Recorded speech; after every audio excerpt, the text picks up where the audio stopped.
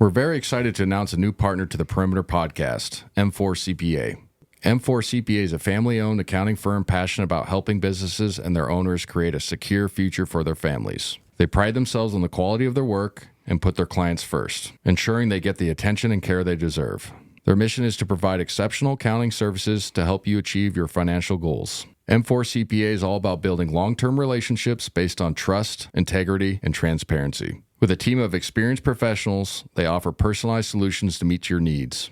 If you're a Perimeter listener, here's an exclusive offer for you. Mention the Perimeter Podcast when you reach out to M4 CPA and get a free business consultation to assess your financial strategies. So, if you're looking for an accounting firm that truly cares about your business, trust M4 CPA. They're in your corner every step of the way. M4 CPA, accounting you can trust with a personal touch. Learn more at m4cpa.com. Hello, it's Adam Morrison. When it comes to top-tier contracting, my go-to choice is McGillivray Environmental. I know a thing or two about excellence, and that's exactly what you'll find with Kip McGillivray and his team. They're not just any contractor, they're the best in Spokane and North Idaho. From start to finish, they ensure your project is completed with the highest quality results. With years of experience and expertise, they handle it all. New construction, meticulous repairs, asphalt paving for residential and commercial properties, excavation, and even environmental remediation. So why wait? Reach out to Kip McGillivray Environmental today by calling 208-556-6384 for your free estimate. Don't forget to mention my name, Adam Morrison, and experience the difference McGillivray Environmental brings to the table. Again, that's 208-556-6384, McGillivray Environmental. My number one choice for all my contracting needs. The podcast intro song is Get Up by Jinx Universe. Listen to his music on Spotify and follow him on social media at I am Jinx Universe. Yeah. Woo. Man, forget this job, dog. Yeah. Working this graveyard shift, I hate it. 6 in the morning, I'm off, I made it. When I get home, I'ma make this clear first. Welcome to the Perimeter Season 4, Episode 20, presented by McGillivray Environmental, sponsored by Idaho Central Credit Union. New sponsorship announcement, M4 CPA. Thank you, Matt, and the team for joining us. Very excited about it. We'll get into kind of later with what they represent, but we're excited to have a new sponsor on board for this season and the rest of this season and next season. Yeah. So thank you, M4 CPA, for joining us. Big week coming up. We are going to recap San Francisco, which is a really good win. I'll talk about Pepperdine a little bit. It's kind of boring game. It's 50-point blowout. But Pullman, or WSU at Pullman, which is always going to be a big game. I know Wazoo's been struggling a little bit. And then St. Mary's senior night at home. So only one more home game left on the schedule. Yeah. So an opportunity for a quad one win against St. Mary's. And then, San Francisco ended up, I think, turning it into a quad 2. Yep. Which is terrific. But then we're going to have Santa Clara and San Francisco after this week. But this is a massive week coming up for Gonzaga. A chance for us to continue to improve on a tournament resume and stack some of these wins. But it is, really tight from what we've discussed earlier on letting stuff go as far as having some slippage. Doesn't mean we have to win everything out. We probably could afford to lose to St. Mary's. I'm not putting that out in the universe, but just in theory. But we're going to have to try to get all these wins and bolster our tournament resume. So, yeah, first the San Francisco game was a big game because they were in second place with a game at hand. And so, a chance for us to win that would obviously move us into second place because we caught up on the number of games. And it started off kind of poorly, right? We were down 6-0 in the first media timeout, didn't score. And I thought normally in recent past, I've been a little bit upset with kind of how our effort was, and especially we came out slow. I didn't think that was the case. We just didn't make shots. Graham was terrible the first 5 minutes. I mean, I think he had 3 turnovers. He had 4 on the game, but fumbled 3 passes, missed a couple bunnies. Yeah. But we only held him to 6, right? So the reason I'm referencing in games past, when we played Oregon State at Oregon State, they were up 12-0 or whatever it was. They were 5 for 5 to start the game. We were still playing good defense and trying to have energy. The ball just wasn't going in the cup. And what was nice is there was no freak out by our guys. Yeah. There was no rush. And I know the game just started, but I mean, UConn this year, we started off so poorly and go down 13-2. Yeah. And then we end up scoring them by 5 and lose by 6, right? You know what I'm saying? So, like, I thought the defensive pressure was there and the want to and the scout was there. And so after that first stanza, going into that first media timeout, we finally made some baskets, got back into the game, and it was nice to see just from a totality, kind of on how the season is progressing. That was like, oh, we looked a little bit different on adversity right in that spot. Yeah. And it ended up being a really competitive first half. It ended up being 38-38, and we kind of got lucky with San Francisco made a horrible mistake down in the end of the first half. They were up 2, and they had the ball within with less than the shot clock, and they took a shot with like 8 seconds to go in the corner, and you could see Gus Gustafsson, or I can't always pronounce his name wrong, their head coach, like absolutely lose his mind, and then we go down, shoot a floater, and tip it in to get the momentum and tie it. And that's why you wait until the last 4 seconds to take your shot, not at 8. So it was a basketball IQ situation. But our guys did a pretty good job of battling through, like I said, adversity. Nemhard was terrific in the first half, had 10 points, 4 assists. Let's see here. Michael Jai was terrific. He had 7 points, 3 of 4, 6 rebounds, 3 offensive in the first half. But if the points were kind of spread out, Ben Gregg was good, 3 of 4, 8 points.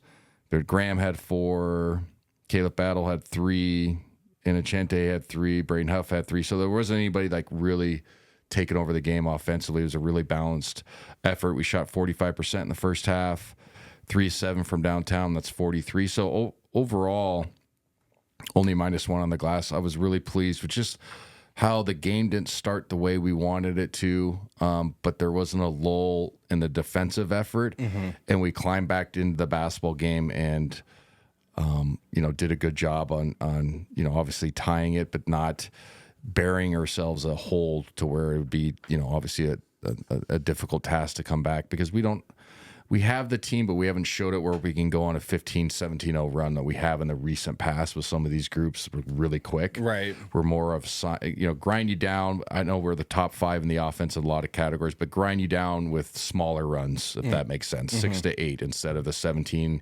18, 19, 20-0 runs. Still have that ability, but we haven't shown it, is what I'm trying to say. Talent is there. So I was really pleased with how we climbed back into the basketball game, and we knew San Francisco was good. They had 20 wins when we played them. They were 20-6, and this is a good basketball team, top 60 in the net. So, like in theory, an NCAA tournament team, maybe more so, yes, but a postseason team for sure, NIT team. You know what I mean? So, like, and then obviously they still have a lot of basketball left to play themselves. We did a good job on, kind of controlling the pace a little bit back to the faster, right? We want to be in the 80s, and 38.5 is close to that. And then in the second half, we just had a really good start to that the start of the second half, which I was really pleased with, because I've talked about it on my broadcast and I've talked about it on this show, is we can't, coming out of the locker room, whether it's the start of the game or the second half, we've had some really bad situations this year, and it's cost us games. Oregon State start. I talked about UConn, the start, blah, blah, blah. Those things matter. And we came out guns a-blazing and went on, like, I think, an 8-0, 9-0 run and really controlled the basketball game after that. Our energy was terrific. We ended up out-rebounding San Francisco by 13, and so that was -1, so obviously a +14 in the second half. The energy was terrific. The crowd got into the basketball game. I was really impressed with Malik Thomas. He's the leading scorer in the league. Had 26 points, 7 of 17, and 3 of those towards the end were kind of like, prayers that he didn't make, so he was really efficient. Really good guard, but for the most part, we kind of took most of their other players out of the game.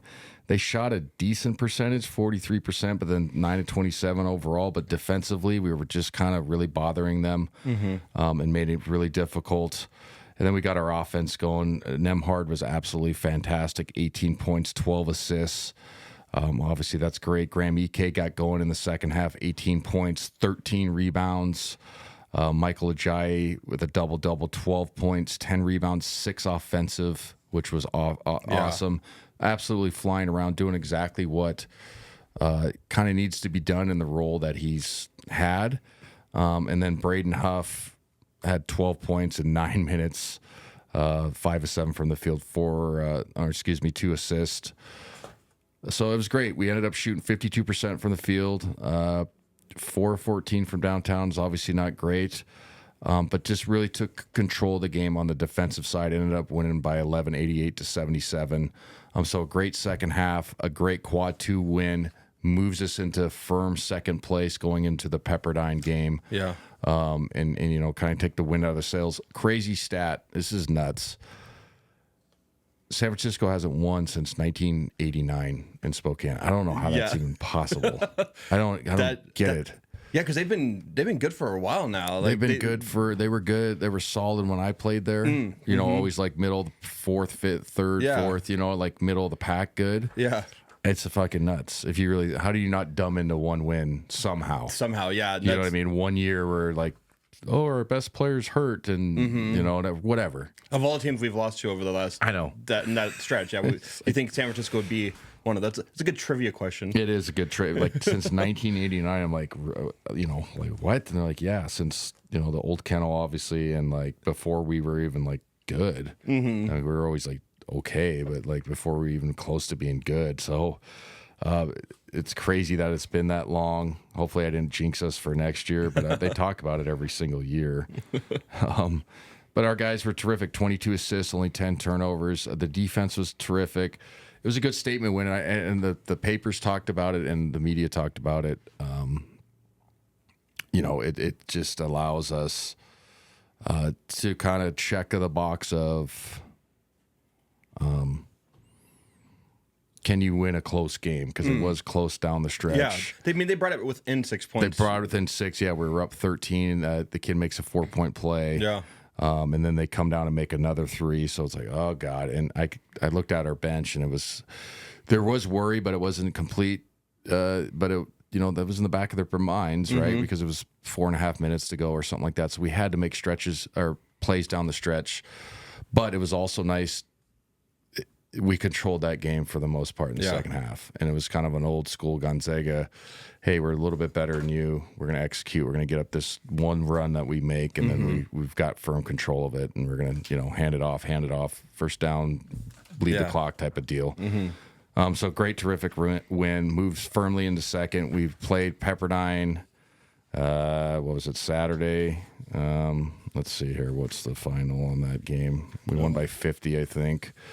Yeah, let me pull it up real quick. Yeah, it was 107 to 55. We won by a lot. We shot 60% in the first half, 5 of 12 from downtown,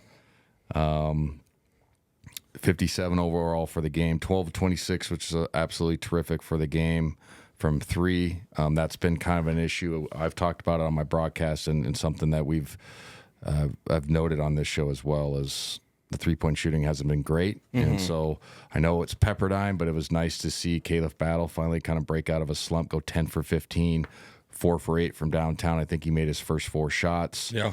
Nolan Hickman was terrific, 4-6 from downtown, 18 points. Ajayi with another good game, 10 points, 8 rebounds. Braden Huff with a good game, 10 points. Inocente with 8. You know, Nemhard had 11 assists, only 2 turnovers. He's on pace. He's already broken his record, his single season record.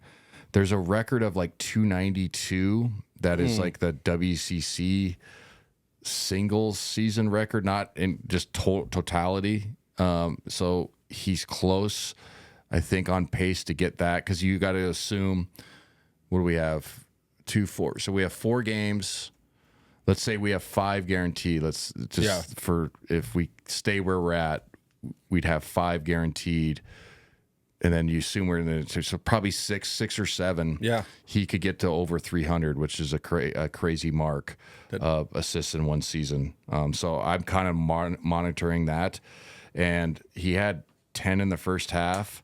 And then he finished with 11, but I was like, man, I wish Coach Fee would like leave him in and let him get to like 15. You know what I mean? That sounds funny, but 15 would actually break the single game one. He's hit 14 multiple times this year. He hasn't got the 15th yet. And every game, like when he gets to like 9, you think like he's gonna do it. He's gonna do it. I know it sucks too because you don't want to be like the program that's just like chasing numbers, but some of that stuff is a cool thing to have. Yeah. Especially at a great program where there's not a lot of records to be had. I mean, honestly, there's not a ton. So yeah, we blew them out. Pepperdine stinks. I'm sorry, but there's just no effort. Yeah. I mean, defensively was awful.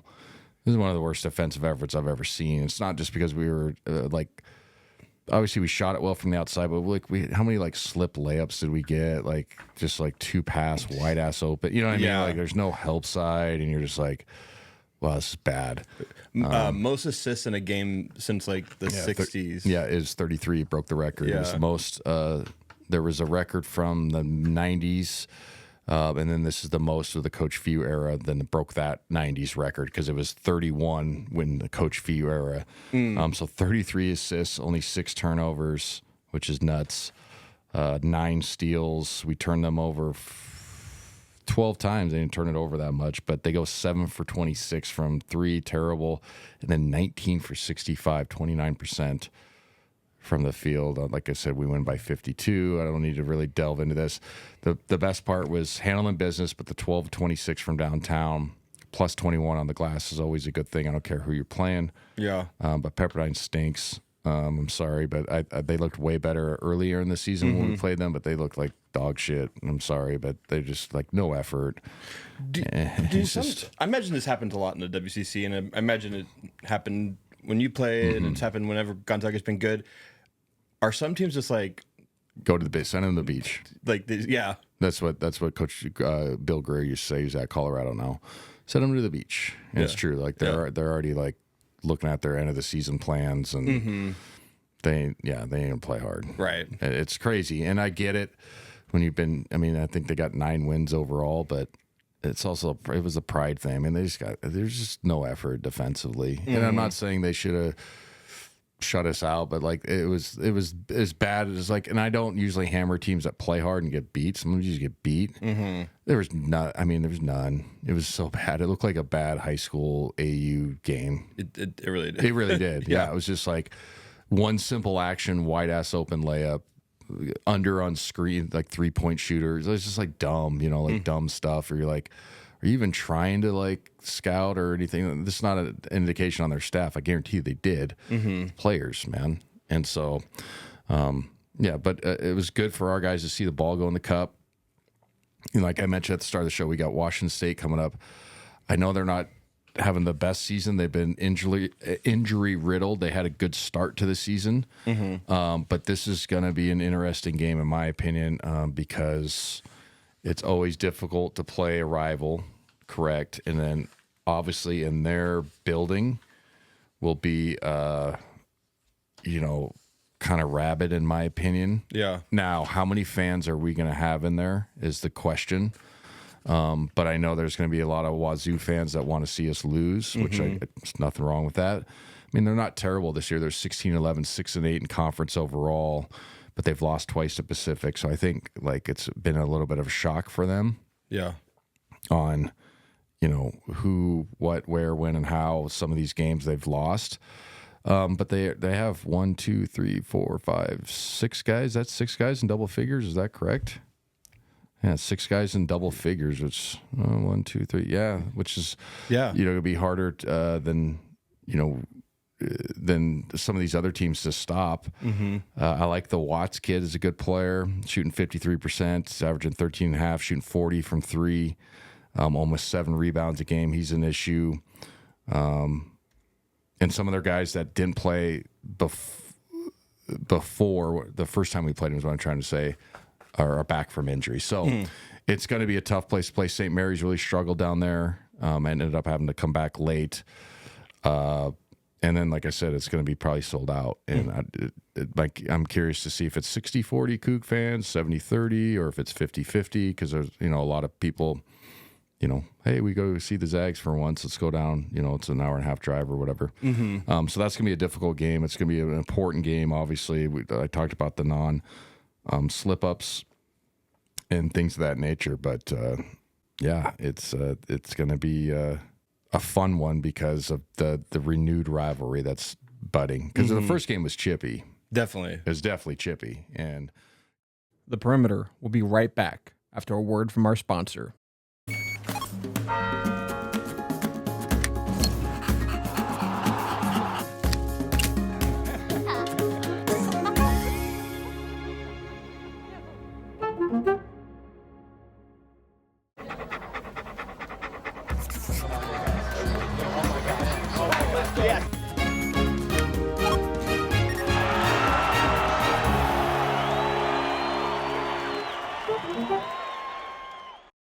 because of the renewed rivalry that's budding. Because the first game was chippy. Definitely. It was definitely chippy. And Coach Riley's trying to build a program, and he did a great job at, he started at Whitworth, and he did a good job at Eastern.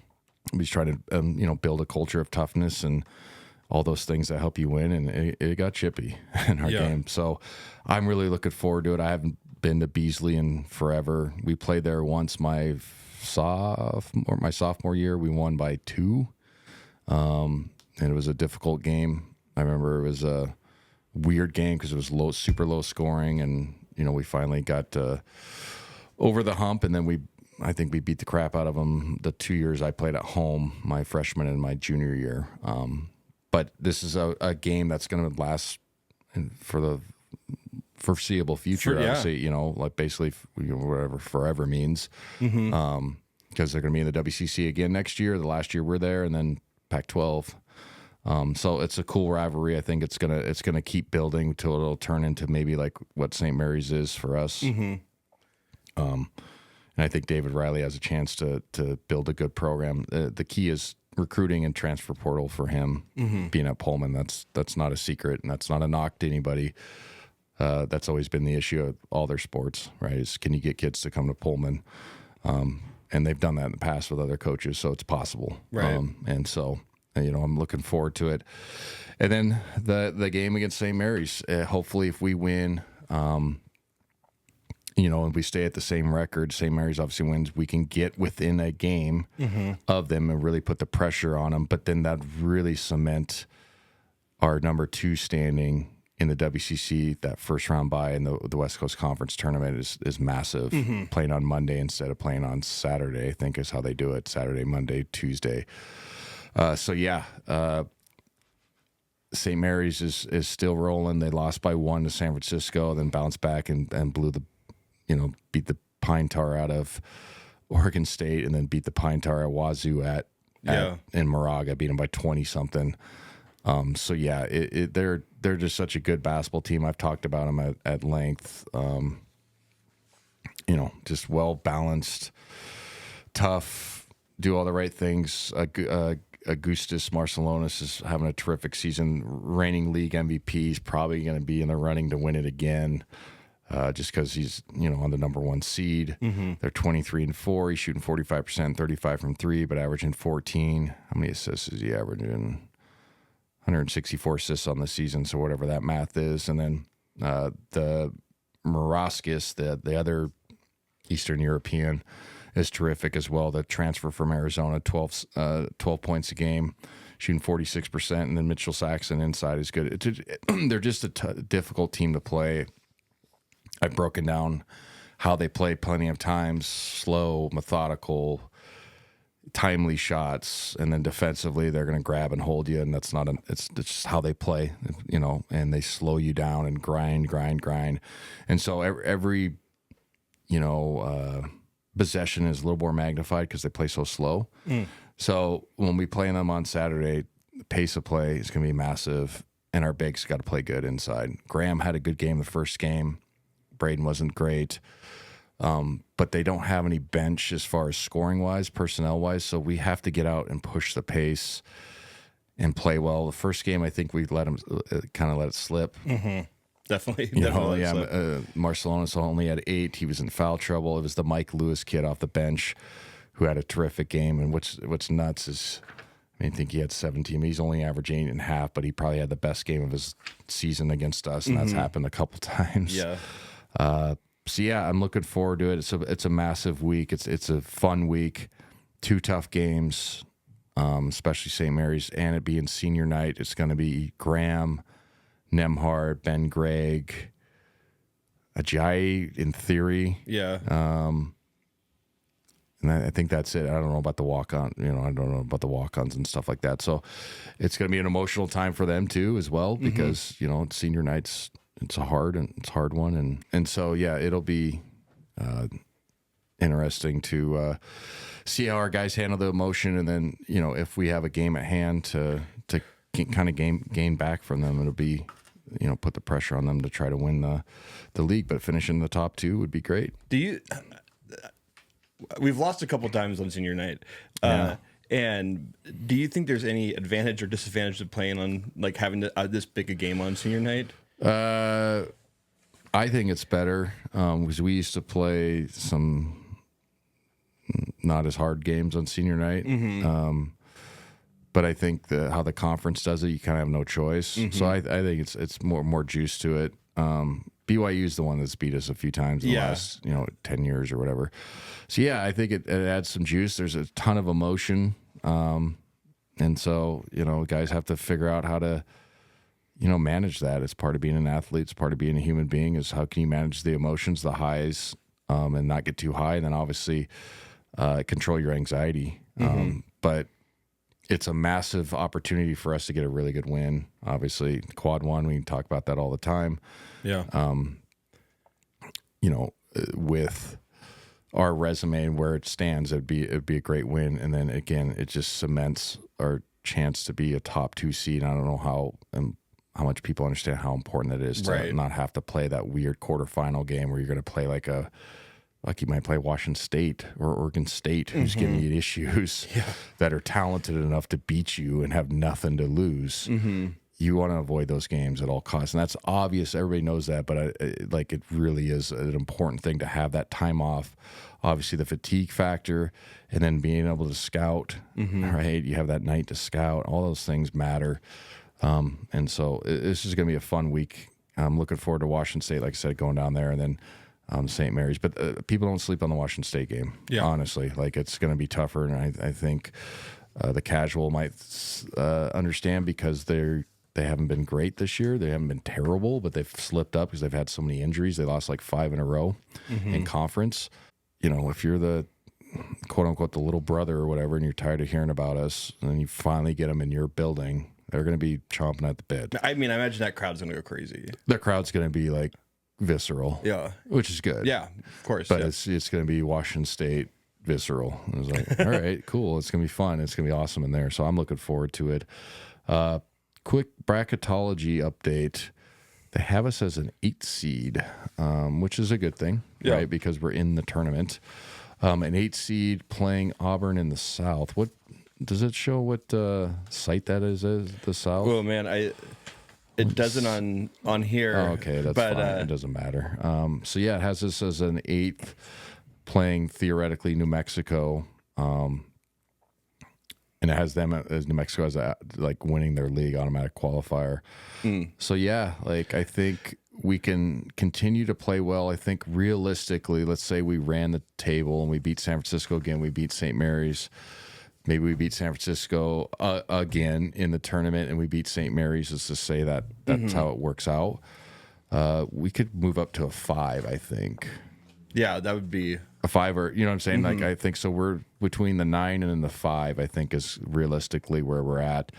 A 5 would be great because I always like the 5-12, and then that second round game, I feel like you can win that game as well.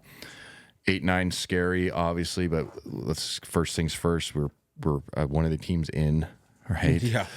So that's a good thing, and hopefully we continue to stack some of these and we get off that 8-9 line, because 8-9, obviously you're playing the one 99.9 repeating, besides Virginia losing a few years ago. You're playing the one. You're playing the one, and you're playing them near where they live. Exactly. And it would be in Lexington, Kentucky. Oh, okay. Which Lexington actually is cool. Yeah. We had a good time there a couple times when we played the UK, obviously. But so yeah, that would be it'd be interesting to see if we can get to that 5. That's in Seattle. Yeah. So hopefully, yeah, it'd be great to be like a 5 in the West. Yeah, 5 in the West. So hopefully that works. But right now, I think beggars can't be choosers. You know, obviously. So I think we just have to. Do you think beating St. Mary's this Saturday would be almost cement us in the tournament? I think it would be kind of like what happened last year, where we get that win, and then if we make it to the conference tournament, I think we're almost like guaranteed in. Now, if we lost in the semis, theoretically, then it'd still be a little bit nail biter, but I think we're still in. Because what are we, 12 in the net? I thought, we were 12 or 11 in the net. We're up 2 spots. And that's a real metric. Ken Palm, same thing, 13-12 in that general vicinity. So it matters. But I'm a glass half empty guy, so I don't like to, we're in. It's like you still get that anxiety. Definitely. You know what I mean? It's like it was last year. It was a little bit nervous. Yeah. But, obviously getting that win at Kentucky really was like, okay, I think we're in. And then when we lost to St. Mary's in the championship, we didn't get blown out. Now, if you just like got your ass kicked, then it maybe, but like our net and our formula is what I'm trying to say is right, and that's a testament to our staff. Like there's a thing, and I've talked about this in this season and previous seasons. There's a way to do this. When everybody's, why don't they just play North Carolina, Duke, Kentucky, everybody right? It's like there's this fucking formula to this, man. Yeah. Like you got to try to get some of these wins, and you got to maneuver a season. It's not just playing the hardest schedule ever. Like you got to have some, but you also got to have some of these wins, and then strength of schedule, blah, blah, blah. I would recommend any listener, go check out kenpalm.com. That's where you can it breaks down all of the rankings and the ton of metrics, and it's all very mathematical and shows you where you're at. And right now we're 11, but in offensive rating, we're 8th in the nation, which is amazing. And then defensive rating, we're 42nd in the nation. So a lot of things are going in the right direction for Gonzaga right now. Yeah, no, we're trending the right way. This was a great week of wins, and then it's another opportunity to have 2 really good wins again coming up. So I like where we're headed. Yeah, we're shooting the basketball better, playing better. 33 assists is terrific. So yeah, I mean we're doing the right things and establishing a trend upwards in the right time you want to do it. Can you talk about the new sponsorship deal with Idaho Central? We have a new giveaway. We're going to be giving away $200 gift cards for the rest of the season to 2 questions that we answer on the show, that Adam answers on the show. And yeah, we're going to pick 2 every week. We'll kind of randomize it so it's not like the same person every time. But we're doing this because we want to have more fan interaction. We want to get people who may never have asked a question to try to ask a question, and just get more fan engagement, listener engagement, and really pick your brain on Gonzaga. Everything's fair game in the basketball realm. Yeah. No, it'll be terrific. We've had great listener questions all year long, but of course. Most things will be on board. If it's anything like inflammatory towards another player or something like that, where I why does this guy suck so bad or anything like that? Obviously, we're not going to pick you. We're not going to put you in the hat. But I think it's a terrific opportunity, like you said, for our listeners. And then thank you to Idaho Central, credit union, providing that. So it's a good deal for everybody. Our last giveaway for the tickets was super popular. Yeah. So we want to continue the fan engagement, and you can win $100. It's pretty cool just for typing in a question, and if it gets picked, it gets picked. And we're going to feature them on the Instagram page, like in a reel. So Great. like we'll put it there as well. Because I want to have fun with this and kind of end the season with some more content and just really like making what the show really. How we wouldn't be here if we didn't have listeners. Yeah, 100%. So we really just want to give back to you guys. Yeah. The first question comes from eWall24. Is Graham Ike as aggressive as you'd like him to be? Is he? Yes. Yeah. Yeah. Like offensively? Like What's the question again? Reread it. is Graham Ike as aggressive as you'd like him to be? Yeah. Yeah. Yeah. I think I don't know, he's not like passing up shots or anything like that. Yeah. I would agree too. I mean, I'm trying to think of where else to go with that question, just because like I feel like Is it an emotional question where he's like, is he too aggressive? Yeah, Like, that's what I think the context is. We're taken out of context. Thanks for bringing in the question, EWall24, but also, I think he is. Right? I mean, I think he is. I mean, is he too emotional? I guess he's still getting chippy on the court. He likes to talk, but that's part of. Yeah, just don't get it technical. But exactly. I rather have guys than docile. And we've seen docile with other programs. You ain't gonna win shit. Yeah. So just be honest. Like, I rather have guys just teetering on the edge a little bit, and the counter be like, control your emotions. Well, then you didn't play high level sport at all, because usually the people that are a little bit nutty are the ones that go further.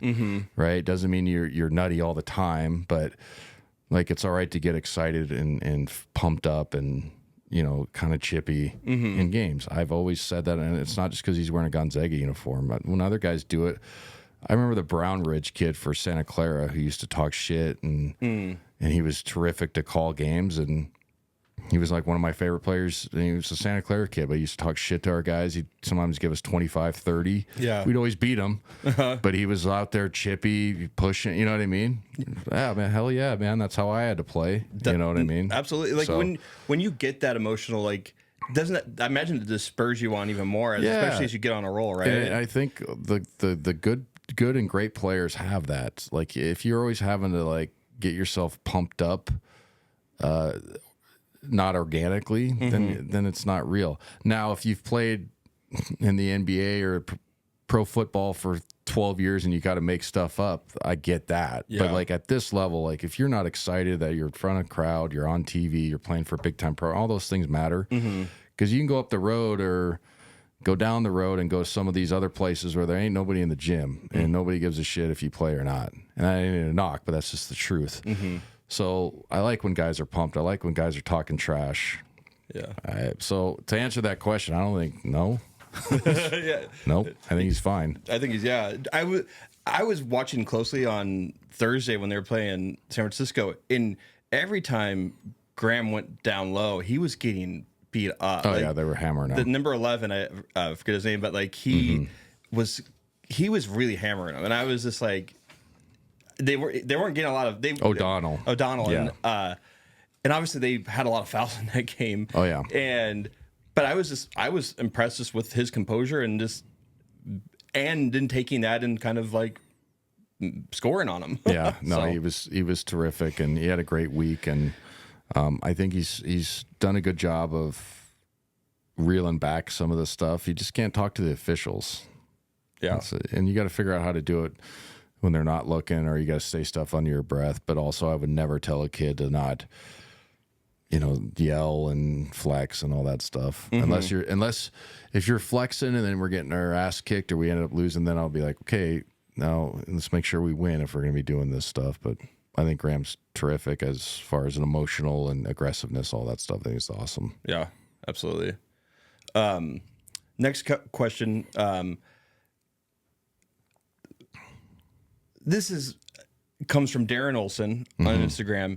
He says, and I want to take you out of this question because you'll know why in a second. In your opinion, who had the best single season in Gonzaga men's basketball history?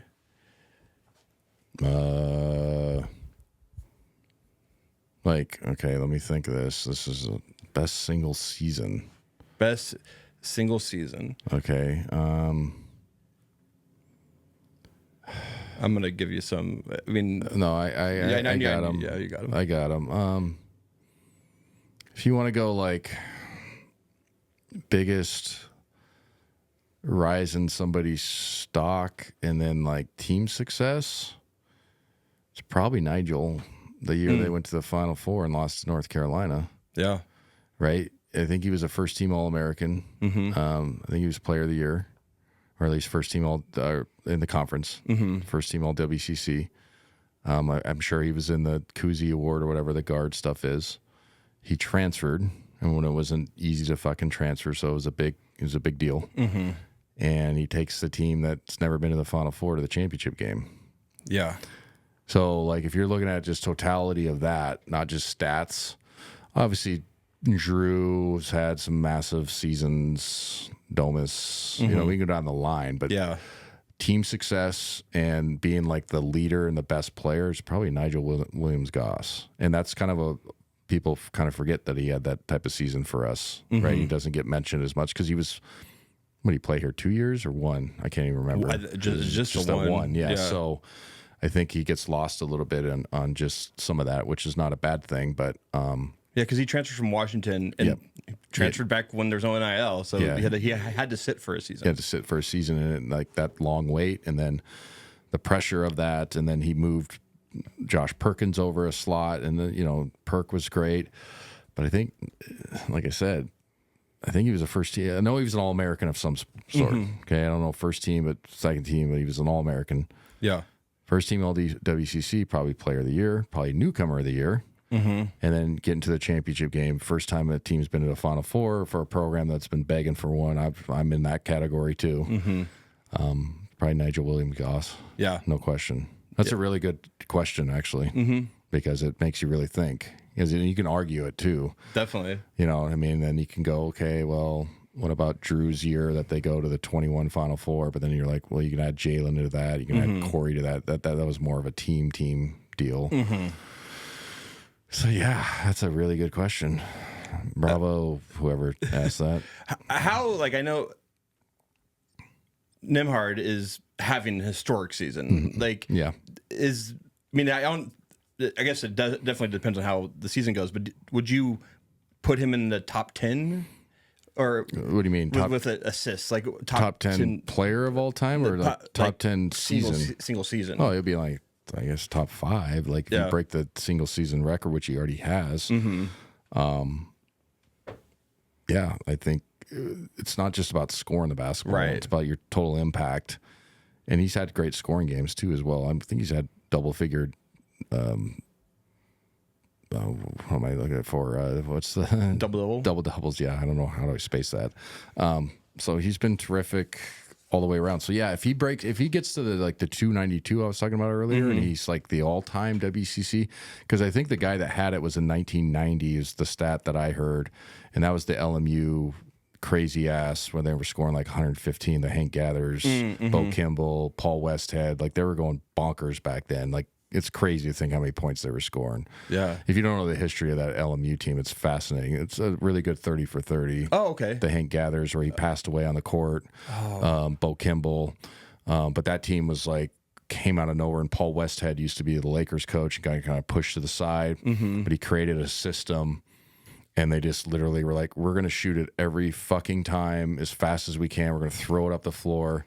And they were scoring like 105, 110 plus in college in the 90s, where nobody was like thinking like that. Wow. So, like, the point is, like, to break somebody's assist record on that team is bonkers, because everybody was.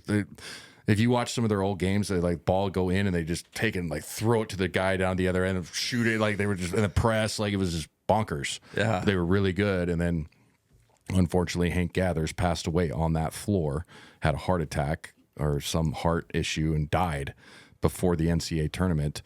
And they ended up making to the Elite Eight, but probably were a Final Four team just out of nowhere from LMU. Wow. It's a really good 30 for 30. And it's when you go to the gym, it's called Hank's house. It's a really sad story because he was a terrific player. I think WCC Player of the Year, like really good. Probably would have played in the NBA. Big guy, could score, run, jump. Yeah. And then Bo Kimball, his teammate, the rest of his career ended up making the NBA too as well. Would shoot free throws left-handed just for him. It's kind of a tribute. It's kind of cool. Like, you know. That's a really good story. Yeah, you should check it out. If you, I know you like hoops and stuff, and some of the people listening probably have seen it. But it's called, I think it's called Hank's house, or the house that Hank built, or something like that. It's a 30 for 30, so obviously well made. And but my point is that LMU team was nuts on offense, like bonkers. And so for Ryan to be able to maybe possibly flirt with that record from an assist standpoint is terrific. So yeah, he'd definitely move into the one of the top 5, top 7 seasons of all time. Yeah. You know, Dick Howe's in that. Yeah. As far as top seasons, he was one of the first All-Americans. And then obviously myself was in that, one of the first, you know, one of the earlier All-Americans, blah, blah, blah. But like just totality as far as team success, man. Yeah. It's probably Nigel. Yeah. You know what I'm saying? That's a good shout. You know, and so, but yeah, great questions. That's a perfect lead into our, you know, having people give me questions that I can get some long-winded, thought-provoking answers. Yeah. Okay, so, and you'll get $100 if it makes it, which is great. If you ask me like how big Shimmick's feet are or something like that, don't please, or something like that. You know what I mean? Like, I do have one extra question because this guy always wants me to ask you Halo questions. Oh, nice. He said Halo or Halo 2. Halo 2, no question. Con 2008. But we always get questions about, are you still online? Are you still playing? Like, I play every once in a while, yeah. Yeah. Yeah. More of a Battlefield like 1 guy, but that's an older game. Yeah. Used to play Call of Duty, but I never got into like the Warzone stuff. Yeah. Because I'm not, it's out of my realm. All you know, I have a young son, you do too. All of them love Fortnite and stuff. I don't let my kid play video games yet like that, but it's a whole different world. Like, it is a whole different world. It's a whole different world. I'm like, the 4-on-4 is over fine. Now you're 32 and you're by yourself. You know, I'm like, Rumble or whatever they call it. It's like, I feel like my dad did when he's like looked at Nintendo. Like, what is this? Right. Like, I feel the same way. Like, I still just play Call of Duty multiplayer. That's what it's like domination. Exactly. It's like, all right, that's good enough for me. But like they play like the Warzone and stuff, and you're like, what? You have bounties? And I'm like, I thought we just dive on B and that's it. Like, yeah, the battle royale genre is it's for the kids. It is for the kids. Thank you to our sponsors, McGillivray Environmental, Idaho Central Credit Union, and M4 CPA. Thank you again for joining us. We'll see you next week.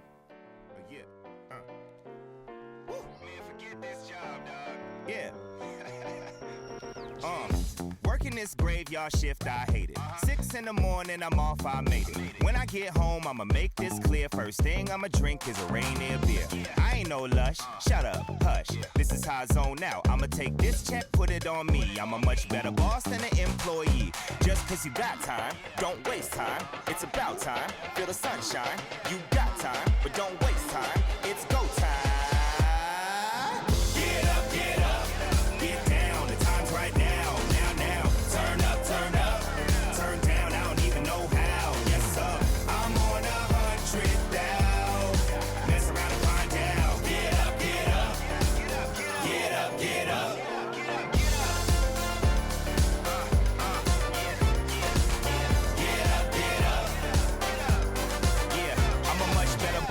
Employee, I'm an employee cause I go OD on a BEAT. The podcast intro song is Get Up by Jinx Universe. Listen to his music on Spotify and follow him on social media at I am Jinx Universe. Produced locally in Spokane, Washington at Spocast.